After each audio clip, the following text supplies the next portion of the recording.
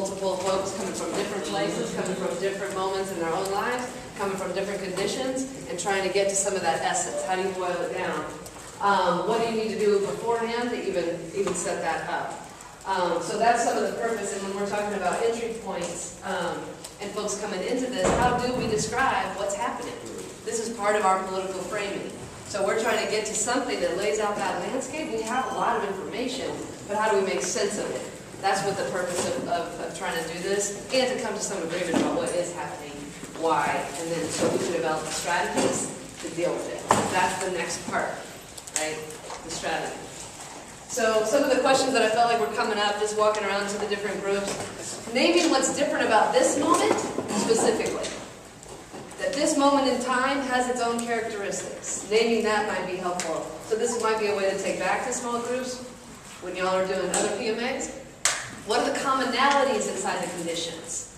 So as we're naming some of these different conditions, what are the commonalities and similarities? You heard that kind of coming up of like, I knew this was happening here, I didn't know it was happening everywhere. What are the patterns? That's what we're trying to get to. What are the general patterns, the political patterns of what's happening? And that's related to the root causes and the deep systemic piece, right? And then what are the key elements of this frame that keep coming up? And then what are the characteristics of resistance and resilience in this moment that are different than 1968, that are different than even 2003, right? So those were some of the questions that might be helpful the next time we get into groups like that to maybe help flesh out some of these ideas. Everything has to be criminalized. You know, it's like we have to be frightened. We have to live in a state of anti-terrorism. And anyone who questions the state is then defined as a terrorist.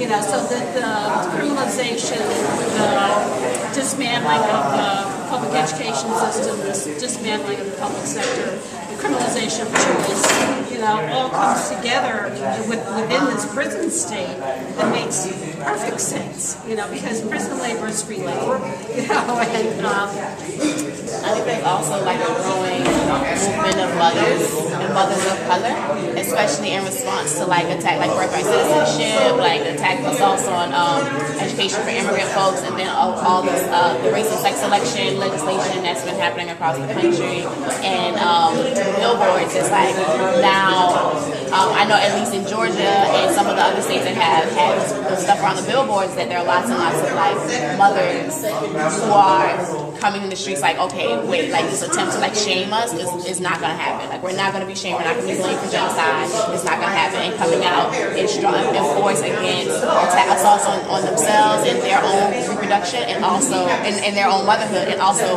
assaults on services for their children. So I think like, you know, that there's also, that's something that's growing. It's not like full-fledged or anything yet, but I think it's definitely growing because of the really direct attacks on motherhood and on children. You were supposed to go first. I mean, the other thing that I think is different today than in just about any other period is that people are beginning to name the problem. You know, like, we thought that the problem was slavery. We thought that the problem was Jim Crow. And so we eliminated those things, and we ended up right back in the middle of capitalism. I think people are beginning to name that it's a system that's a problem. And all these other things were just symptoms of that problem.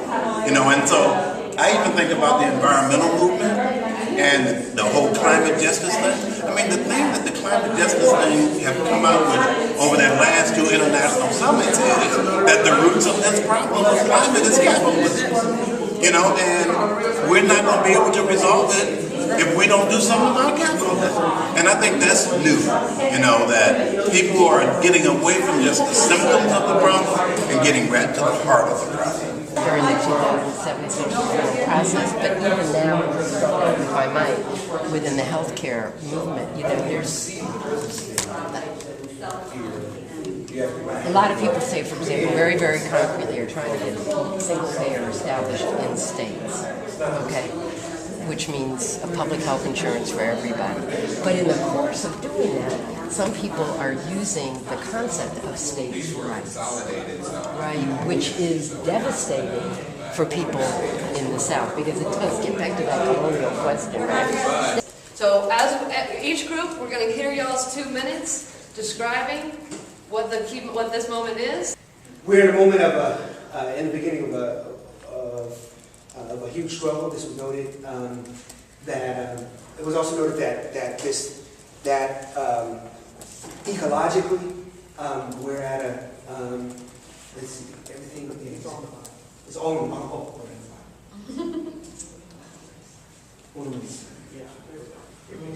A minute and a half. We're at the beginning of a successful revolution. As an emergent pattern, we are in a movement. There's a kind of a new emergent yet contested form of solidarity that's presented itself in the U.S. that's learning from the global South. People are beginning to have really frank discussions about the kind of economic system we want to be in place, right, as opposed to what is currently in place. And so those discussions are taking place. There's a broad discussions about vision, trying to imagine something new, in addition to to just stating what's wrong or what we're opposed to.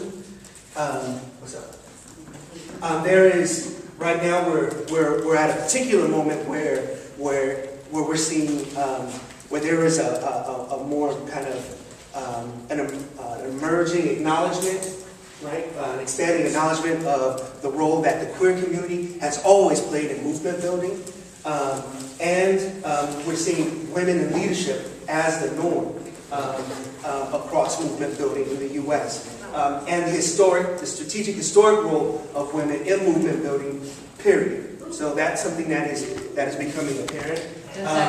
10 seconds.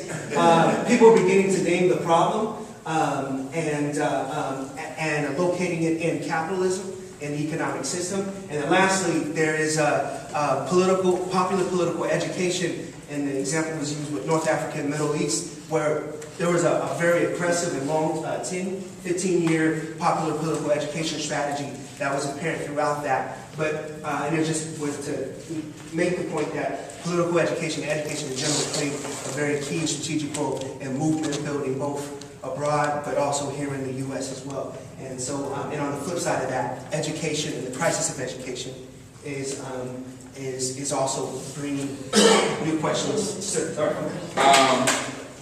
So a big pattern we talked about was social control and attacks on the people in various, various tactical ways and various different communities, but big social control happening. We talked about part of that as being a way to maintain permanent war. You have to maintain, you have to keep some sort of permanent army, and you have to have some sort of permanent control.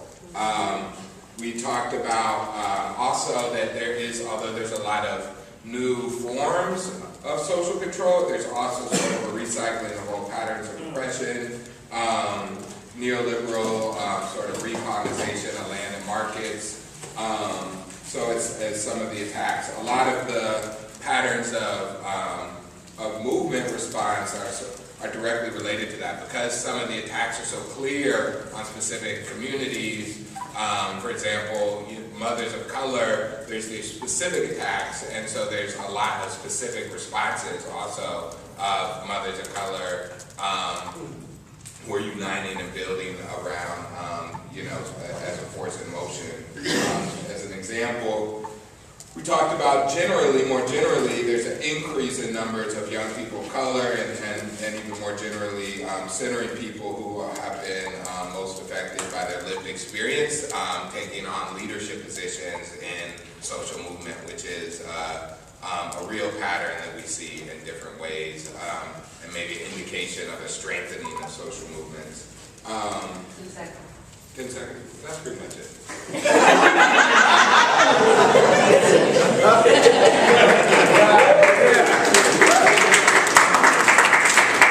In terms of commonalities, domestically, the attack on the working class is representative of the undoing of civilization. That's a global pattern. The connection between the monarchy is sort of the corporation, right? And that at the same time that we have increased deregulation in terms of corporations, there's also a clamping down of individual rights so that our spaces are shrinking. But we also acknowledge that at this time there's the possibility, the resources, the technology, the possibility is there to create something new. But ultimately, there is an increased understanding of the that the corporate state is failing the people, and that people are reacting in a lot of different ways. And our job as people seeking to build a social movement is to find, to purposefully integrate the intersections in our movements for justice so that we have a way of lifting everyone up together. The idea that, you know, our movements could be contradictory in terms of examples were given of as the environmental justice movement is seeking, you know, a way of, you know, for example, safer nets for fishing so that they're not hurting dolphins, but the net doesn't allow for the people who are on the ground to have the money to pay for these new nets so that corporations can come in and control waters where people were existing before. We need to make sure that we're increasing the understanding of how these intersections are coming together, and that the possibility is there to create something new. Thank you. We recognized that it really is one of the political fronts that we're facing is to reframe the issues. I mean, we're seeing a lot of attacks that some people don't even see as systemic attacks that are systemic attacks. And one example that was brought out was the racial profiling. How some communities, if they're not being stopped as much as they were in the old days, they figure, well, you know, that's not a problem. Even though now it may be aimed at people perhaps of Arabic origin or supposedly undocumented Latino origin. But just reframing the issues is so important and is, seems to permeate just every front of struggle.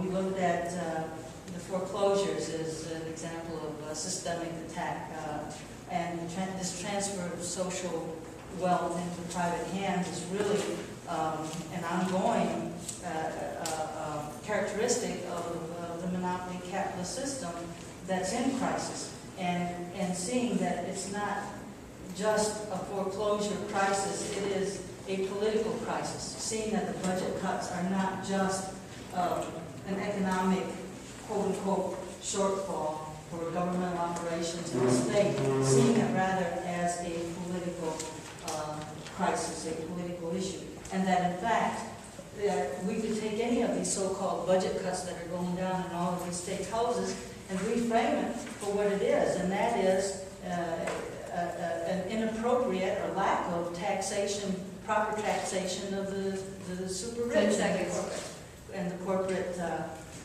elite. So to sum it up, we need to demystify a lot of these cause and effect relationships and demystify, you know, what keeps the vast majority of the American people from coming together to change the system inside out. Thank you.